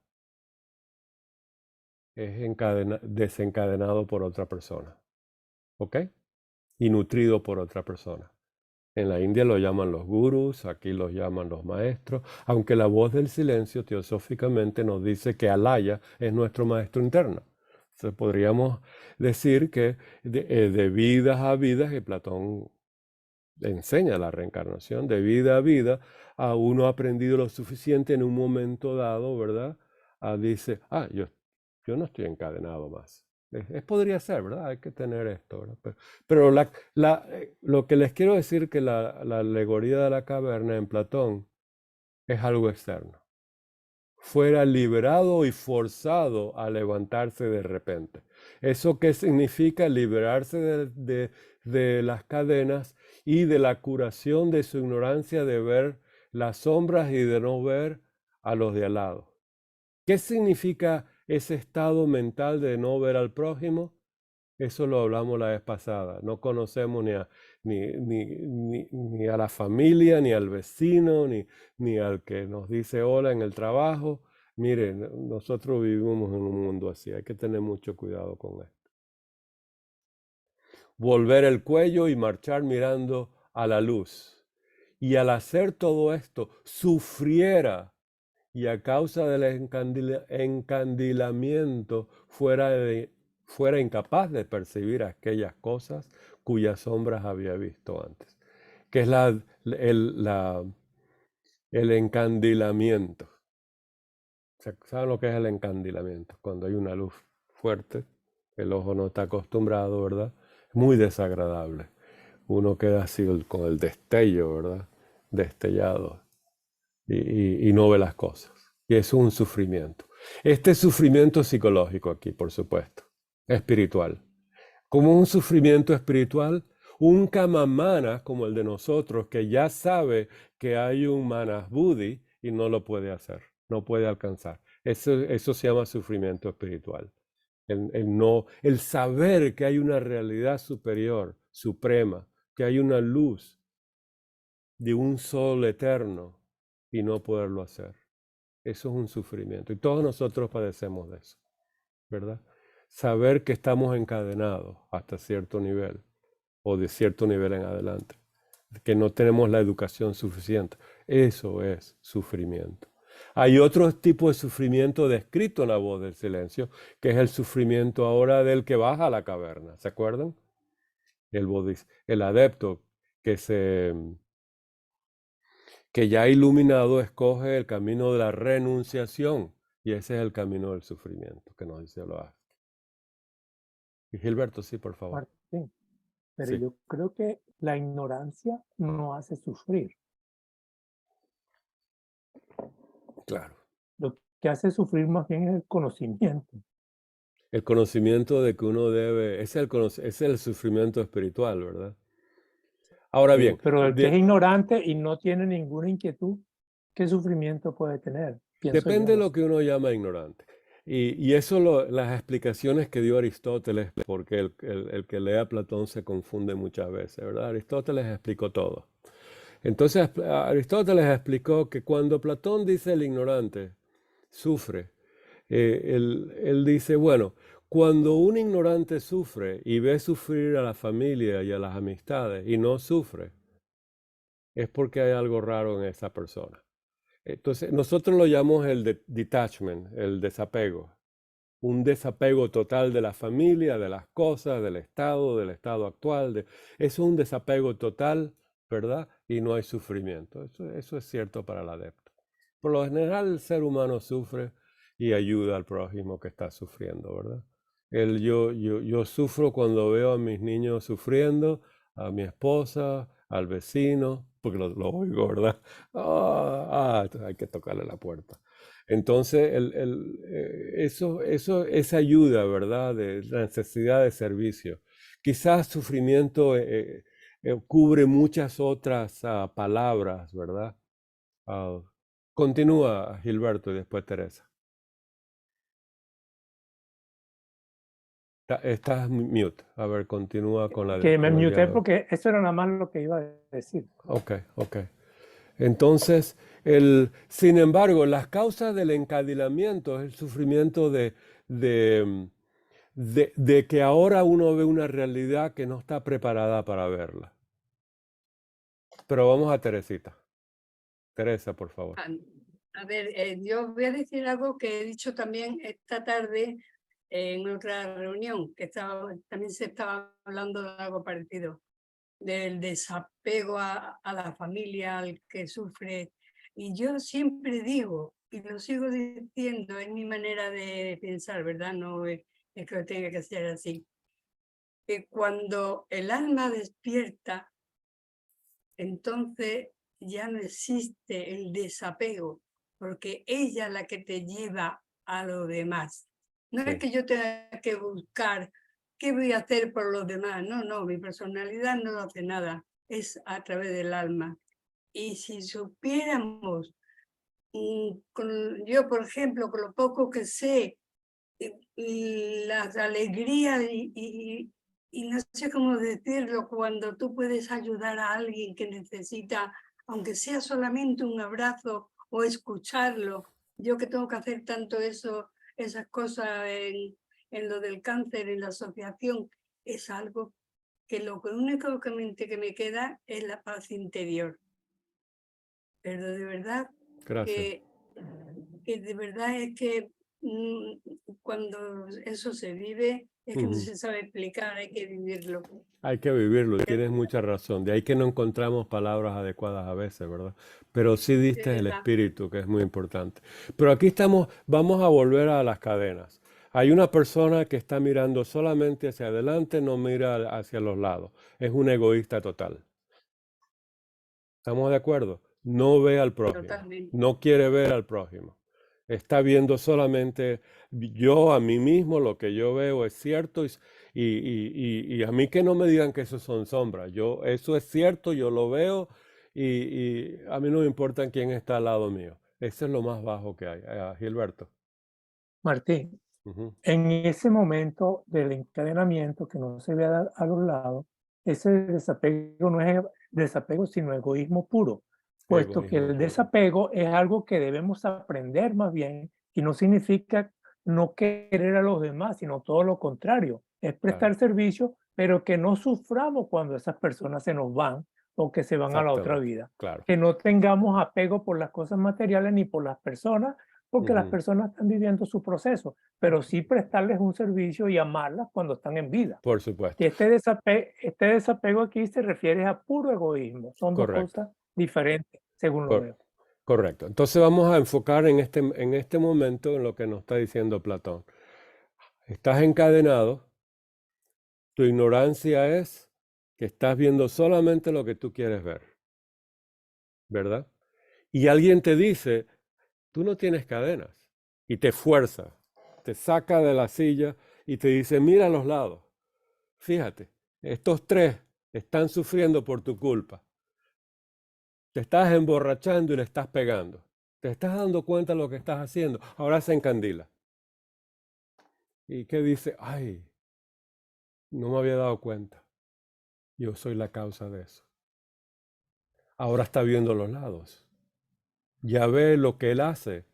Impacta a los demás. Estamos viendo solamente ese momentito.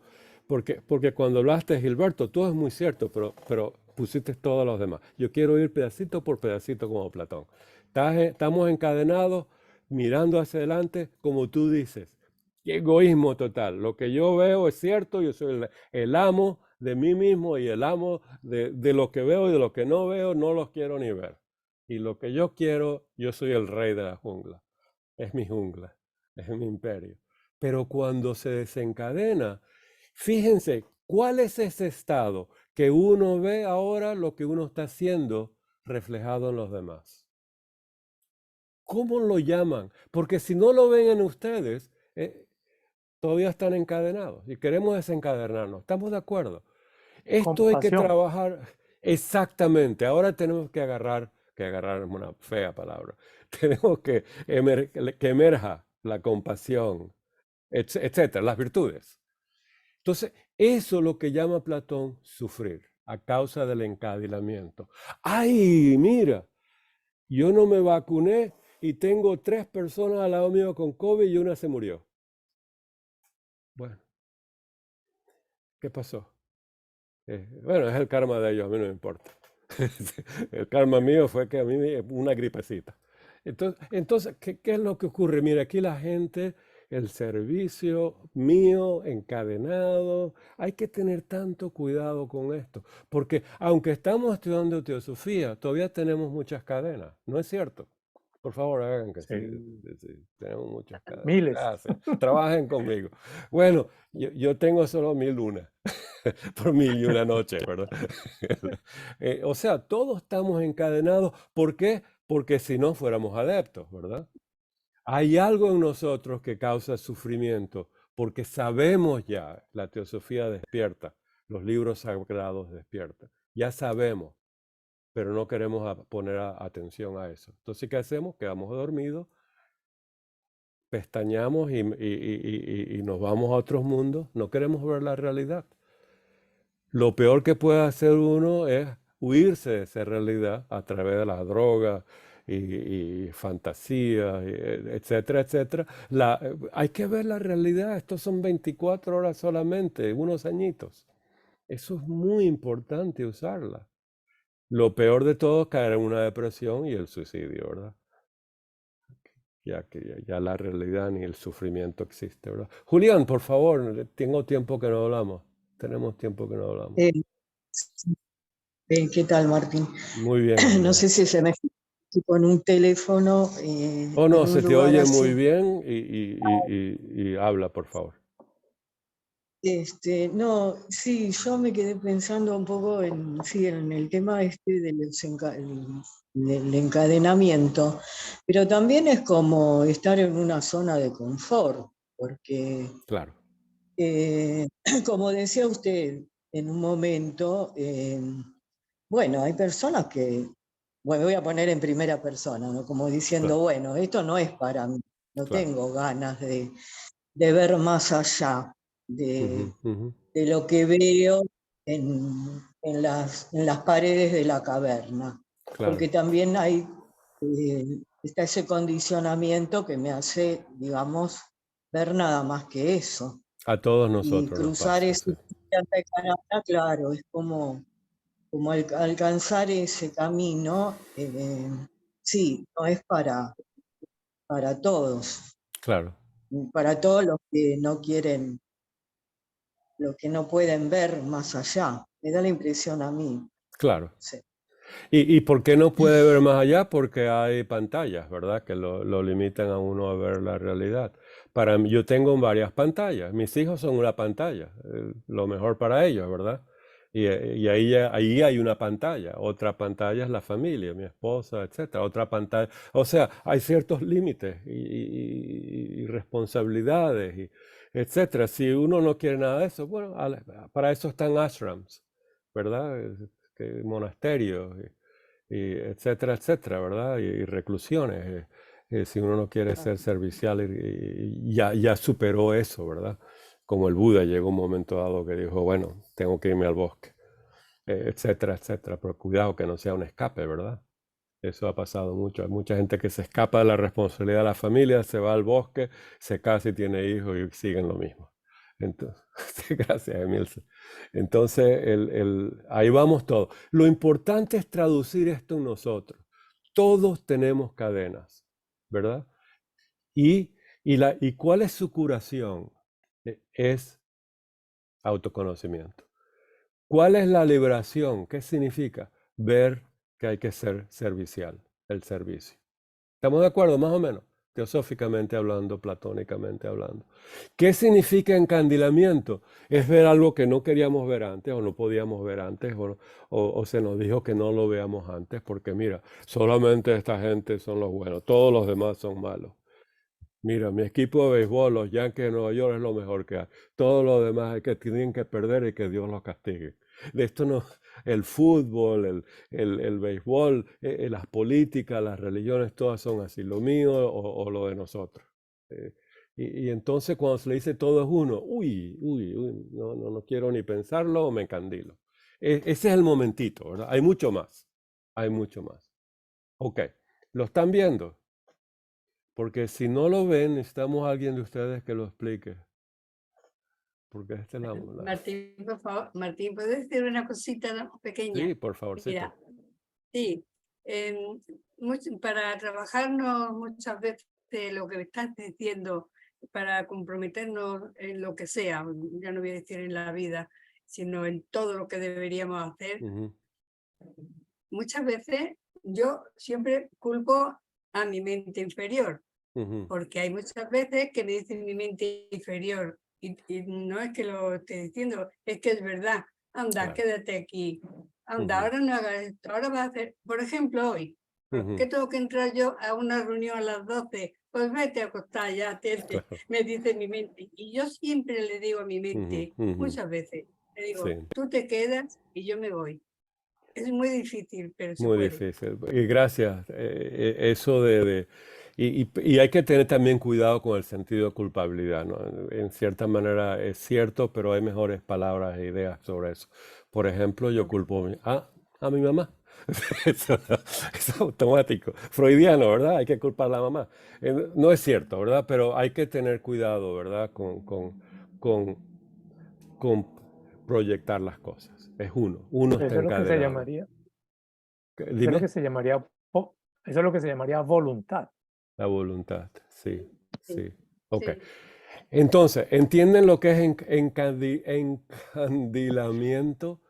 Es una chispa iluminante que nos trae un conocimiento que no teníamos antes, que nos ha liberado de las cadenas de cierta manera, nos ha curado de cierta ignorancia, que nos ha permitido ver algo mejor, que nos permita ver que no estamos solos. Y aunque sabíamos que no estábamos solos porque vimos múltiples sombras, solamente nosotros, como dijo Gilberto, el egoísmo es lo único que sabemos. Ahora sabemos más, ¿verdad? Ahora percibimos. Perdón, Sí, ¿puedo Adriana. decir algo a Martín? Adriana, por favor. Vilma. Oh, Vilma, es que vi la mano de Adriana. Dime, Vilma. Sí, Martín. Oh, perdón. Otra vez es la palabra encandilamiento que la tengo Ajá. hace un momento.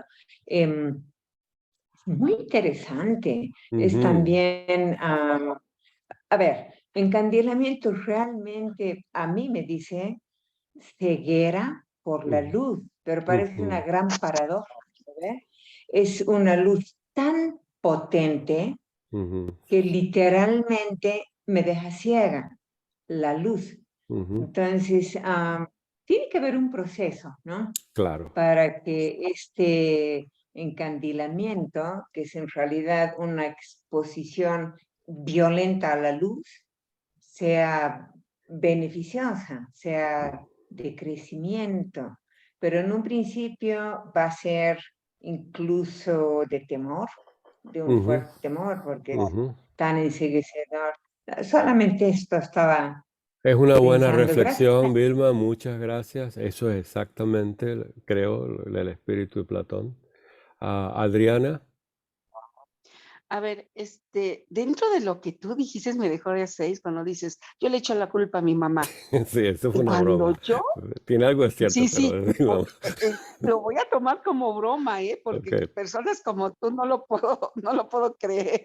Bueno, tal vez en un proceso de nuestra vida pudimos decir, fue culpa de mi mamá, fue culpa de mi hermano, fue culpa del vecino, porque estamos en un proceso y y uno de los procesos bajos, se podría decir, es echarle la culpa a los demás. Exactamente. Pero cuando ya viene nuestra iluminación y el encantamiento, como acabas de decir tan bonito, es cuando uno abre esa conciencia y te das cuenta que nadie tiene culpa más que tú mismo. Y en este proceso, me acuerdo mucho que me decían, la primera persona que le debes de pedir perdón es a ti misma. Sí. La primera persona que debes de perdonar, de querer, de amar, es a ti misma. Entonces Sí. es donde te das cuenta que el inicio de todo eres tú. Sí. Entonces, el proceso de la cueva de Platón, muchas veces hay gente, o por decir ahí, se regresan a querer ayudar, pero si los otros no quieren, están en su confort, Claro, a veces es inútil su regreso, ¿verdad? Bueno, es eso era cierto. todo. No, no, y tienes mucha razón. Gracias. Gracias. No, gracias a ti. El, pero sí, por ejemplo, una de las cosas que por mucho tiempo mi mamá me metió en la cabeza es que si se me cae la Biblia, voy al infierno. Y por mucho tiempo, de que era muchacho, cuando se me caía, porque a todo el mundo se le cae al piso la Biblia, hay que besarla, hay que limpiarla. Y eso fue una superstición de las miles que me metió en la cabeza. Pero Adriana, eso no quiere decir lo que está diciendo Platón aquí, ¿verdad? Pero hay que tener cuidado con las supersticiones que uno agarra y las creencias que uno agarra del prójimo, ¿verdad? Así que, Daniel, veo la mano, ¿sí? Bueno, no, Martín, bueno, leyendo este párrafo del encandilamiento, Ajá. lo que me viene a la mente, ¿no? Ujú. Que Platón escribió esto hace más de 2400 años, por ahí, ¿no? Por ahí anda, Sí, era sí, por 400 y ahí, sí. pico antes de Cristo, 300, o sea, sumando 400. 2400, 2500 años, ¿no? No, así Y ver, 400 años. ver con tristeza de repente, ver con tristeza y preocupación, ¿no? Que pues seguimos en el mismo sitio, en la misma caverna. O Claro, como la gran mayoría de la humanidad todavía estamos después de 2400 años. Y claro, que lo han dicho de diferentes maneras y en diferentes momentos de la vida humana, ¿no? Y todavía estamos. Y ver toda esa mayoría de gente, y nos incluimos, porque siempre estamos todavía aquí, estamos todos dentro de la caverna. Vemos claro. como no hemos logrado salir, no hemos logrado ni ver un poquito de esa luz, ¿no? Entonces, bueno, es la reflexión, lo que tú nos dices, la importancia que tiene este tipo de sabiduría para Claro, nosotros, ¿no? Para por nosotros, y supuesto. como lo estamos diciendo, y lo dice aquí el encandilamiento, lo tiene que ver uno mismo porque los demás no lo van a ver. Claro, Esas creencias que están tan arraigadas todavía en tanta gente, no los deja ver, no los deja ver él, que era lo que hablaba, se hablaba ahorita también de lo que significa ese encandilamiento, esos dogmas que nadie los quiere dejar, y esas creencias que nadie la quiere dejar. Solamente gracias, eso. gracias. ¿Y te parecería, antes de Gilberto y Emilce, y con eso terminamos, ¿no te parecería, Daniel y todos nosotros, que ahora que entendemos esto, uno de los aspectos de servicio de nuestra vida es comunicar esto a los demás? De que están encadenados, no de esa manera. Tú, inútil, encadenado. No, no, eso no. Pero de una manera compasiva, etcétera, ¿verdad? De ayudarlos a ver que están encadenados como todos nosotros y cuáles son las herramientas que necesitan, que podemos suministrarles para que quiten el desencadenamiento y ayuden a la humanidad, ¿verdad? Que eso significa a ellos mismos, a la familia, a los ciudadanos de alrededor de uno, a los compañeros de trabajo, de la calle, etcétera, etcétera, etcétera, donde uno vive. Ese es nuestro trabajo, ¿verdad? ¿No te parece que la teosofía, si lo vemos desde el punto de vista que todos estamos en una caverna y nos estamos ayudando los unos a los otros, por esto necesitamos logias y grupos de estudio y comunicar esto? Y comunicarlo de esta manera, viviente, que sea fuego vivo, que nos queme, que nos encandile, que veamos ese sufrimiento y digamos, veo mejor, con lo poquito que veo mejor, se lo voy a dar esta yemita a otra persona. A Gilberto Emilce, y con esto terminamos el día. Gilberto, por favor. Sí, para quitarle un poco la preocupación y la tristeza, Daniel, que no son 1500 años, ni 2400 años, porque a eso hay que restarle todos los años del oscurantismo en Sí. que nos sumió el cristianismo durante 1000 años y que ocultó toda la antigüedad y toda la filosofía griega que venía boyando. Entonces, gracias a eso, en el mundo occidental nos apartaron de todo ese conocimiento hasta que comenzamos en el Renacimiento nuevamente a tomar estas ideas y recién están llegando, gracias a Blavatsky principalmente, pero no hay que contar que son 2500 años, hay que eliminar los años del ocultismo prácticamente debido a, ya sabemos quién, no le va a echar la culpa a nadie, pero en el mundo occidental nos apartaron básicamente de de ese precioso conocimiento que tenían los griegos de la antigüedad. Gracias. Emilce. Me gustó lo último que usted dijo, eso me pareció re importante.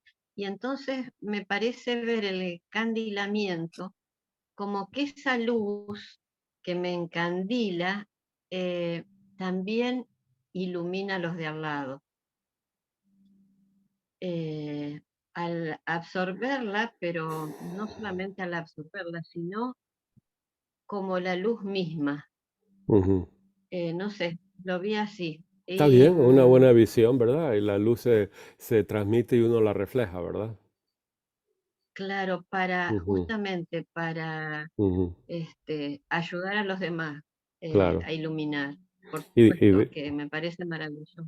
y ahora Y que uno otra de puede las cosas voltear la cabeza, uno dice, mira, estás solo viendo sombras, ¿verdad? Estás viendo sombras, estás viendo sombras. A ver, Emilce, discúlpame. y otra cosa es que, como en una canción, yo tengo fe. Para mí estamos en una época donde está todo saliendo a la luz, o por lo menos tratando de salir más a la luz que antes, porque tengo bastantes años vividos y veo cómo todo se va abriendo y vamos viendo una realidad mayor. Nada más, eso era. Gracias, gracias. Tenemos Dora y José. Dora, por Sí, favor. buenas noches. Buenas tardes de aquí. Martín. En relación a lo que decía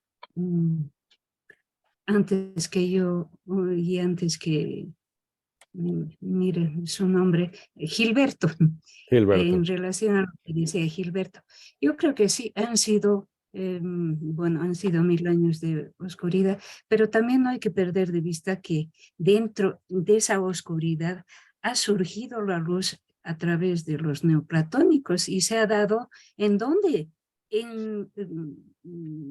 Dentro de los curas, diríamos, para utilizar un término, ahí los tenemos a los neoplatónicos que se han desarrollado en conventos, en ciertos lugares, como para poder tomar nuevamente el conocimiento de Platón y difundir, ¿no?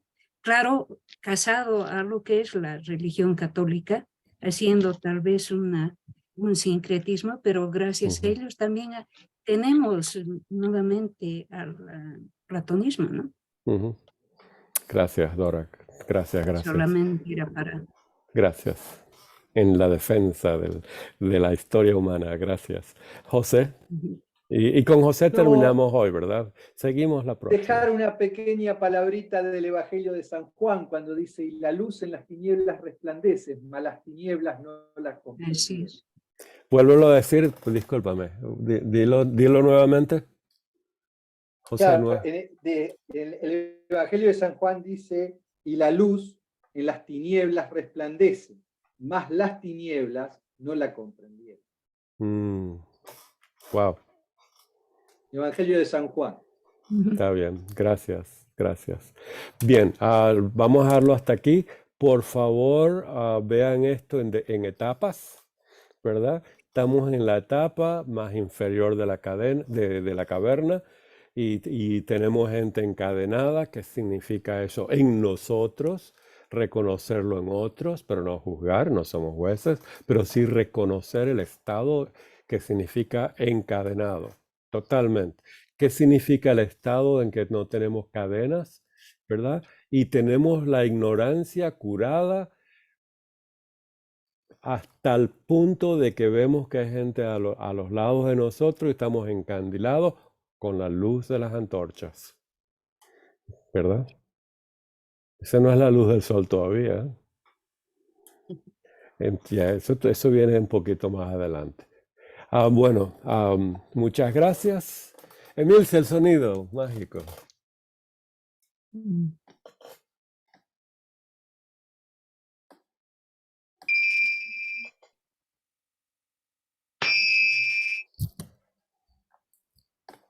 Bueno, muchas gracias. Terminamos esto y apagar el...